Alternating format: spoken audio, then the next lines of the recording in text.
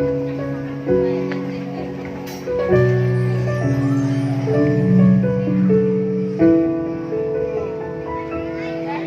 khi Giáng sinh về, lòng mình vui nhớ đến ơn phước cha bà như món quà dành cho chính con.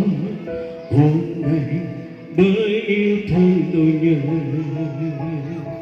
mà Giêsu đã đến cho thế cho con lòng vui sướng và hạnh phúc khi con nhận tin.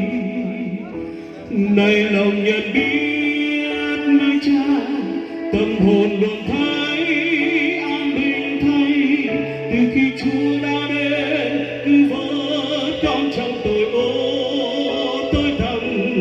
Ôi thật hạnh phúc biết mấy khi Chúa đến đem nguồn sống an vui hy vọng và làm cho nhân gian tình yêu của cha thương thiên.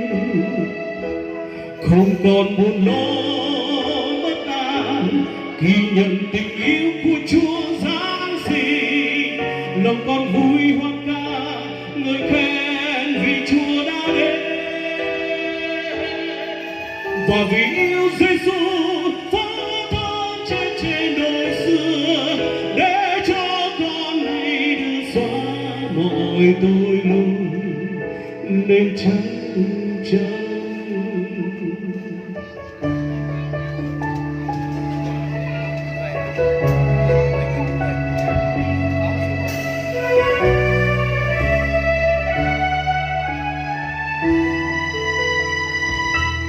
Mỗi khi Giáng sinh về,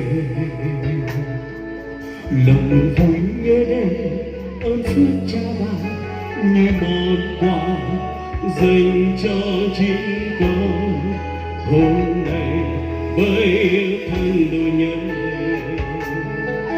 mà Giêsu đã đến chết thấy cho con lòng vui sướng và hạnh phúc khi con nhận tin. Này lòng nhận biết nơi cha, tâm hồn luôn thấy an bình thay từ khi Chúa đã đến cứu vớt con trong tội ô tối tăm. Ôi thật hạnh phúc biết mấy khi Chúa đến đem nguồn sống an vui hy vọng và ban cho nhân gian tình yêu của cha thương thiên. Không còn buồn lo bất an khi nhận tình yêu của Chúa Giáng sinh. Lòng con vui hoa ca ngợi khen vì Chúa đã đến và vì yêu Giêsu phó thác chết trên đồi xưa để cho con này xóa mọi tội lỗi nên trắng trắng.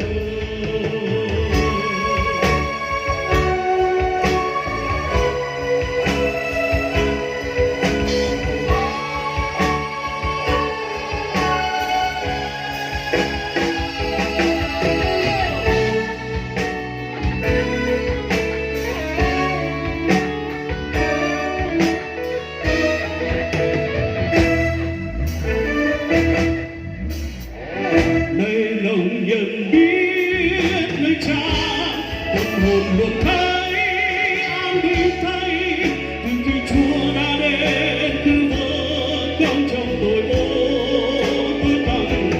Ôi thật hạnh phúc biết mấy khi Chúa đến đem nguồn sống an vui hy vọng và mang cho nhân gian tình yêu của cha thương thiên. Không còn buồn lo khi nhận tình yêu của Chúa Giáng sinh. Lòng con vui hoa ca ngợi khen vì Chúa đã đến